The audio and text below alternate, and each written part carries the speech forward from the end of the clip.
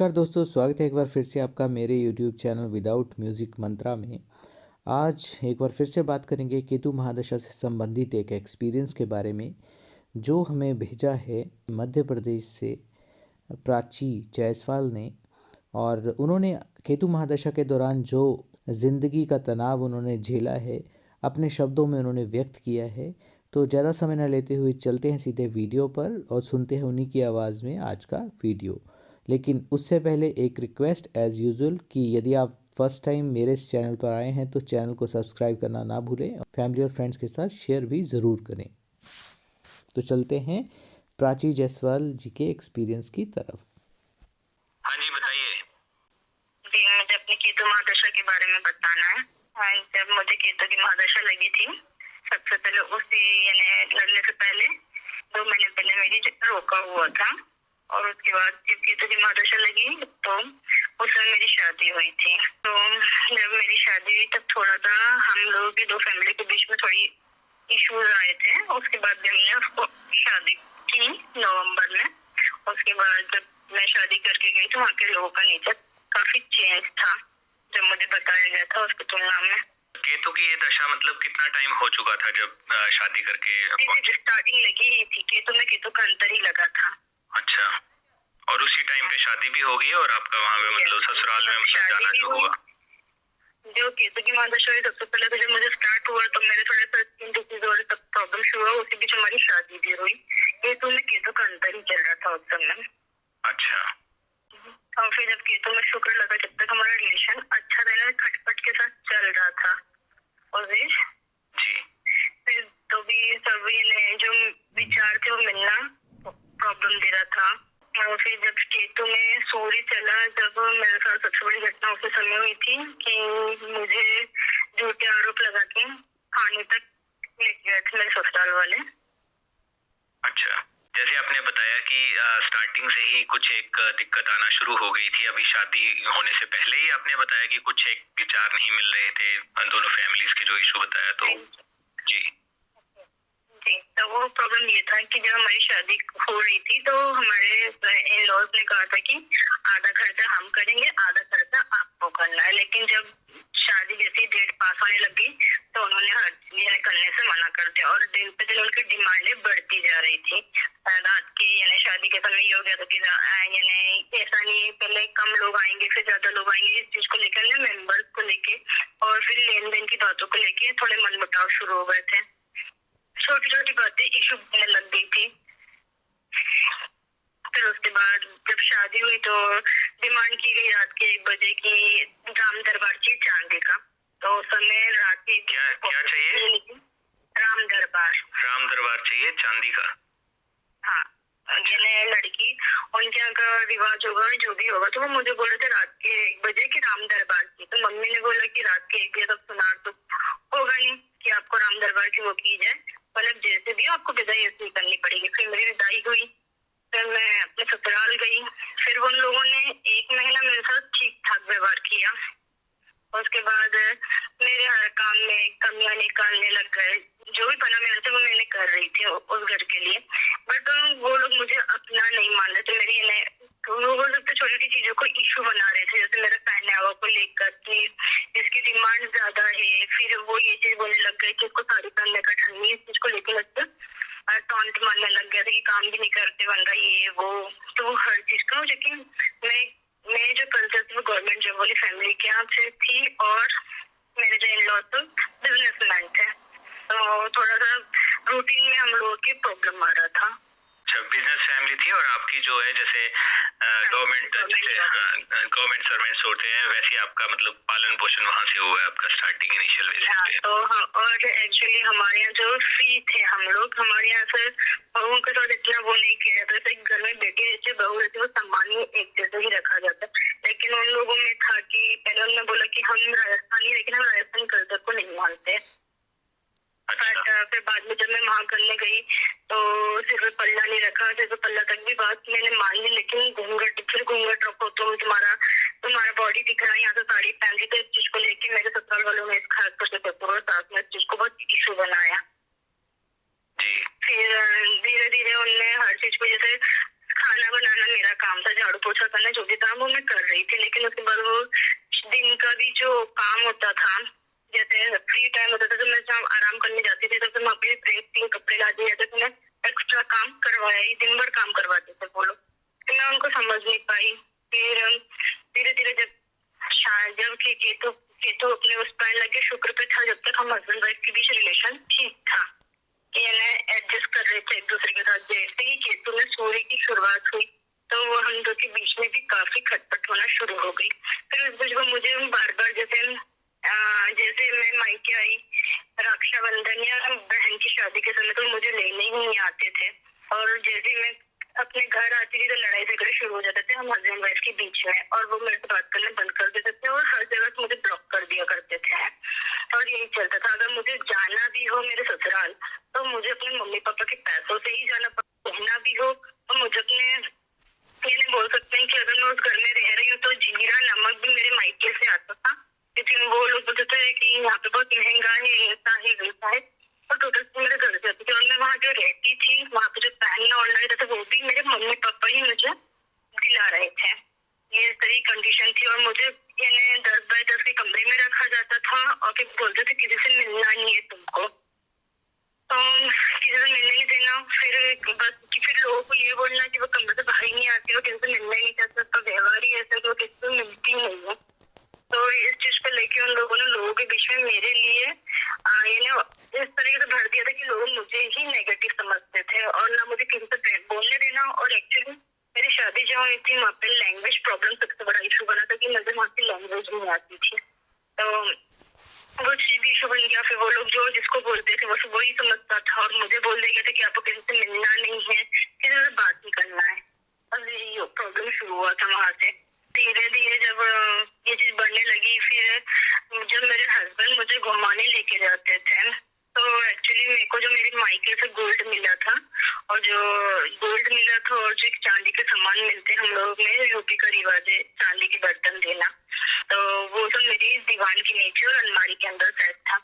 जब मेरे हस्बैंड मुझे घुमाने लेके जाते थे तो मैं उनके साथ चली होती थी, पर जब तक मेरे देवर और सास जो होते थे वो दरवाजा वो हमारा कमरा ओपन करके मेरे जेवर निकाल लिया, और मुझे खबर तक नहीं कि मेरा जेवर मेरे कमरे से जा चुका है।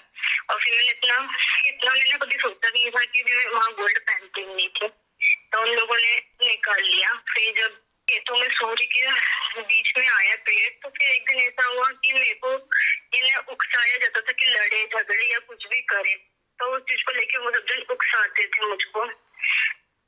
उस बीच एक घटना और ये भी हुई थी कि एक बीच में हम लोगों के बीच में सेपरेशन हो गया था 6 मंथ का, यानी मान के चलो 4 मंथ का सेपरेशन था हस्बैंड वाइफ में। जब मैं रक्षाबंधन पे आई थी तो मुझे लेने ही है, मेरे साथ उन्होंने मारपीट करी थी, तो मैं आ गई थी शादी के 2 महीने बाद अपनी मायके। अच्छा, शादी के 2 महीने बाद ही आप मायके वापस हाँ, आ गए? मायके आई थी। जब मैं मायके आई थी तो मेरे हस्बैंड मुझे लेने नहीं आए, मेरी सिस्टर की शादी थी। जब मैं वहाँ से गई तो हम मुझे बहुत ज्यादा खटपट हो गई थी कि हम लोग एक दूसरे से बात नहीं कर रहे थे। फिर हम दोनों ने स्टार्ट करने के लिए मुझे घुमाने बाहर ले जाने वाले थे, जुलाई का मंथ था। तो जब मेरे हस्बैंड मुझे ले जा रहे थे तो मेरी सास ने मुझको कहा कि आप मना कर दो, तो मैंने आपको बोला कि आप मना कर दो मेरे हस्बैंड के लिए कि उसको मना कर, वो नहीं जाएगा तेरे साथ, तो नहीं तू नहीं जाएगी उनके साथ, तो वो खुद नहीं जाएगा। तो मैंने उनको बोला कि आपको जो भी बोलना है मम्मी जी आप खुद बोलिए, तो इनको बोला, इनने नहीं माना। तो उस दिन सास को मेरे गुस्सा आ गया और उन्होंने कुछ दिया नहीं, तेल में खाना कुछ कर रही थी, मैं बर्तन मान रही थी, उन्होंने मुझे तेल छिड़क के मेरा हाथ जलाया। उस वक्त मुझे डॉक्टर के पास लेके गए। डॉक्टर ने मुझको बोला कि बेटा तुम्हारा हाथ ऐसे नहीं चला, क्योंकि मेरा हाथ जो चला था वो वैसा नहीं चला था कि कोई खाना बनाता था लेडीज का हाथ चले, क्योंकि वो उछाल बहुत ज्यादा था। तो जब मैंने वो डॉक्टर को बोला तो मुझे एक था कि अगर मैं पुलिस या वो डॉक्टर को बोलती हूँ सच्चाई तो घर रिश्ता टूट जाएगा मेरा अभी के अभी, और उसमें मेरे हस्बैंड मुझे अच्छे से रख रहे थे। तो मैंने उस चीज को माइंड नहीं किया, मैंने बोला नहीं मैं अब खुद से चली हूँ, और मैंने उस चीज को दबा दिया। फिर जब थोड़ी सी मेरी सास भी उस पर डर गई थी तो थोड़े से ठीक व्यवहार करने लगी थी। उसके बाद फिर वो जीवन कुल मिला के 8 महीने की शादी चला कि 2 साल की शादी थी, मैं 8 महीने उनके पास रह पाई। फिर हमें अधिकतर मेरे मायके में ही मुझे छोड़ दिया जाता था, लेने नहीं आते थे ये लोग। अच्छा, 2017 दिसंबर में? 2017 दिसंबर की बात है। 1 दिसंबर की बात थी कि इनने मुझे फोन लगाया कि तू आ जा, तो मेरे मामा मुझे लेके गए और वहाँ पे मुझे छोड़ दिया। मामा ने बोला कि मैं कुछ समझाऊं इन लोगों को, मतलब नहीं मामा मुझे नहीं, वो एडजस्ट हो जाएगा।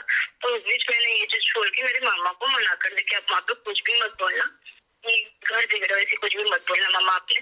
वो मुझे छोड़ के चले आए। उसके बाद मुझे सिर्फ 15 दिन उन लोगों ने अच्छा से रखा, मेरे साथ मारपीट शुरू कर दी वापस से कि मेरी मम्मी का रिटायरमेंट था और वहाँ से मम्मी को पैसा मिलने वाला था गवर्नमेंट की ओर रिटायरमेंट का। तो ये तो मेरी सास को पता था। और बस मुझे हेल्थ इशू होना शुरू हो गई। वॉशरूम रूम से बाहर था, तो मुझे वहाँ आने जाने में, और उनका रिवाज था कि साड़ी पहन के और सिर्फ पल्लू रख के जाना, ये करना वो करना। तो थोड़ा सा मैंने अपने आप को सब चीज में कंट्रोल करते मुझे बहुत सारी पेट में प्रॉब्लम होना शुरू हो गई। फिर इशू बढ़े तो फिर मेरे बैक पेन होना शुरू हो गया, ये कि बहुत सारे इशू मेरी बॉडी में शुरू हो गए थे। और जब फिर एक्चुअली रही मैं जैसे तैसे वहाँ पर। फिर 1 अप्रैल का समय था, 31 मार्च के बीच इन लोगों ने मेरे साथ बहुत चिल्ला चोट करना शुरू करी। कि तुमको अगर अच्छे से रहना है तो तुम्हारे मम्मी पापा से घर के लिए ये करो वो करो। और एक्चुअली मेरी सास जब भी लगती थी, मेरे हस्बैंड घर पे होते ही नहीं थे, और जब वो शॉप पे होते थे तो वो अधिकतर मेरे से फोन पे बात करते थे। तो फोन पे क्या होता था, वो फोन काटना कभी कभी भूल जाते थे। तो मुझे ये चीज पता पड़ गई थी कि मेरी सास और ससुर ही दुकान पे बैठे बैठे सब कुछ सिखाते हैं, मेरे प्रति बढ़ते हैं। और मैंने कभी इस चीज को वो नहीं किया उनके सामने कि मुझे सब पता है, तुम्हारी सारी सुन चुकी मैं तुम्हारी बातें, तो भी मैंने कुछ नहीं बोला। फिर मेरी सास का ये शुरू हुआ कि आप शब्द बोलना है, आप शब्द बोलना शुरू करा। फिर उसके बाद जब 31 मार्च का दिन आया तो वो 2-3 दिन पहले से मेरी सास मुझे बहुत चिल्लाई, बोलते ना गुस्सा दिलाना किसी को, जब बहुत गुस्सा दिलाना शुरू कर दिया था उन्होंने मुझे, क्योंकि उनको भी पता पड़ गया था। और सही में ये ना कि मेरी लैंग्वेज भी चेंज हो गई थी उन लोगों के साथ रह के, कि मैं अपना आपा खो रही थी उस समय। कि एक्चुअली मेरी लैंग्वेज चेंज हो गई थी, कि मैं चिड़चिड़ा गई थी उन लोगों के साथ रह के। वो लोग मेरे से किसी भी कीमत पे मेरे से खुश रहना पसंद नहीं करते थे। फिर मेरे हस्बैंड बोलने लग गए कि अब तुम मुझे छोड़ के गई तो मैं एक बच्चे की माँ को रख लूंगा, ऐसा करके मुझे वो बोलते थे। और मैं सोचती थी कि जान दो, इंसान बोल रहे हैं, मेरे को ये विश्वास होता कि ऐसा कुछ सही में हो जाएगा, बट वो चीज हुई। फिर जब मेरे को 1 अप्रैल का दिन आया तो मेरी सास ने मुझे, भूखी थी मैं, 2 दिन की भूखी थी, और ने मुझे टॉयलेट करा और गुस्से में भूखे में कोई भी चिल्ला चोट करना शुरू कर देता। एक चीज थी, मेरे झगड़े हो गए मेरी सास के साथ, जो कि एक्चुअली मेरी सास की लैंग्वेज बहुत गंदी थी। कि वो मेरे हस्बैंड को कभी ये नहीं बोलती कि तेरी पत्नी को समझाइए, तेरी खाना बनाने वाली, तेरी रोटी वाली, तेरे काम वाली, इस तरीके से मुझे संबोधित किया टॉन्ट मारा जाता। हाँ, तो वो करते थे, तो मुझे उस चीज का गुस्सा आता था। और खाना दिन भर काम करवाना और ऊपर से खाना नहीं मिलना, तो मुझे गुस्सा आना शुरू हो गया था उस बीच। तो जब मेरी सास समझ गई थी कि उन्होंने मुझे सेकंड टाइम घुमाने ले गए, तो उन्होंने मुझे बोल दिया देखो इस घर में रहने नहीं दूंगी। तो मैंने उस चीज को भी वो लिया कि जान दो, बोलने दो, क्या होता है। फिर इशू बना दिया कि तुम्हारी मम्मी से तुम दिन भर बात करती, तुम्हारी मम्मी तुमको सिखाती है, ऐसा करती। जैसे मेरी मम्मी गवर्नमेंट जॉब वाली थी, मेरी मम्मी सुबह 10 बजे जाती थी तो शाम के 6 बजे आती थी, और खाना बनाना और ये सब करना उनका। तो मेरी मम्मी से मेरी बात सिर्फ टाइम टू टाइम सिर्फ 1 आधे घंटे में होती थी, वो भी रात के समय, लेकिन वो भी सो जाती थी जल्दी, तो ज्यादा टाइम मुझे दे नहीं पाती थी।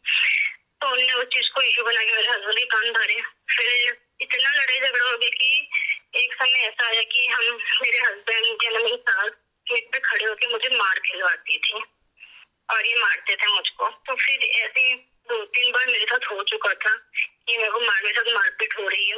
तो मैं घर में नहीं बताती थी, क्योंकि मुझे डर था कि अगर मेरे साथ ये हो रहा है, मेरे घर वालों को पता पड़ गए तो मेरी मम्मी को कुछ हो जाएगा और मेरे पापा को कुछ हो जाएगा। इसलिए मैं कोई चीज किसी से शेयर नहीं कर पाती थी। जो भी शेयर करती थी मैं बाहरी व्यक्ति से मौसी से कर लिया, मामा से कर लिया, ऐसे मैं अपना मन हल्का कर लेती थी किसी से बात करके। बट जब मैंने सोच ही लिया था कि मुझे घर से बाहर निकालना है, तो उन्होंने मुझ पे फिर आरोप लगाया कि मैंने सास पे हाथ उठाया, सास की तसली तोड़ दी और पति को मारा, ये किया वो किया। ऐसा लिया कि मुझे 1 अप्रैल के दिन थाने में रख दिया। 1 अप्रैल 18 का ही वो था। फिर जब मुझे लेके गए तो पुलिस वालों ने मुझसे पूछा कि बेटा, फिर एक पल में जब वहाँ पे जब पुलिस को पैसे देके बुलाया था, वो तो मुझे पता था कि पुलिस को मेरे दोस्तों ने मेरे सामने 500 रुपए दिए थे और इस लड़की को यानी वो कर रहे थे कि वो कन्नड़ में बात कर रहे थे, तो मुझे आती नहीं कन्नड़। तो उन्होंने बोला तो उस वक्त मेरे ससुर शादी कहाँ से कहाँ हुई थी आपकी?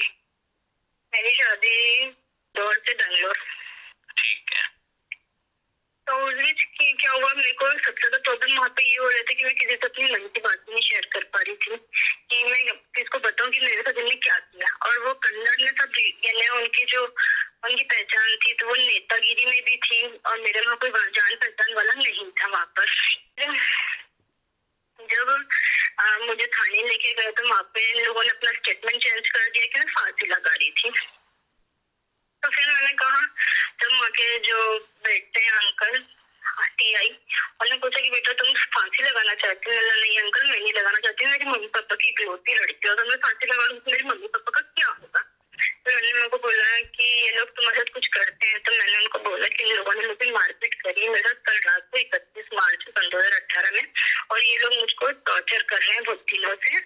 तो उन्होंने मुझसे बोला कि अगर तुम कंप्लेन लिखवाना चाहते हो तुम लिखवा दो, हम एफआईआर दर्ज करने को तैयार है। पर एक पल मेरा मन इसलिए पीछे हटा कि नहीं, अगर मैंने ये कदम उठा लिया तो मेरा उस घर में वापस जाने का रास्ते सारे बंद हो जाएंगे। तो मैंने बोला अंकल, अगर इन लोगों को इतना डर कि फांसी लगा लूंगी तो मैं जब तक मेरे पापा मम्मी बेंगलोर नहीं आते जब तक मैं आपके पास यहाँ बैठने को तैयार हूँ थाने में। तो उन्होंने बोला कि नहीं। फिर उन्होंने माफीनामे पे मेरे हस्बैंड और सासू तौर से माफी लिखवाई कि एक पेपर पे साइन करवाए। मैंने मैं साइन नहीं करूंगी, लेकिन मुझे नहीं पता कि आपने इसमें क्या लिखा है, और मैंने साइन नहीं करी वहाँ पे। मेरे हस्बैंड नहीं करी, मैंने नहीं करी वहाँ पे साइन।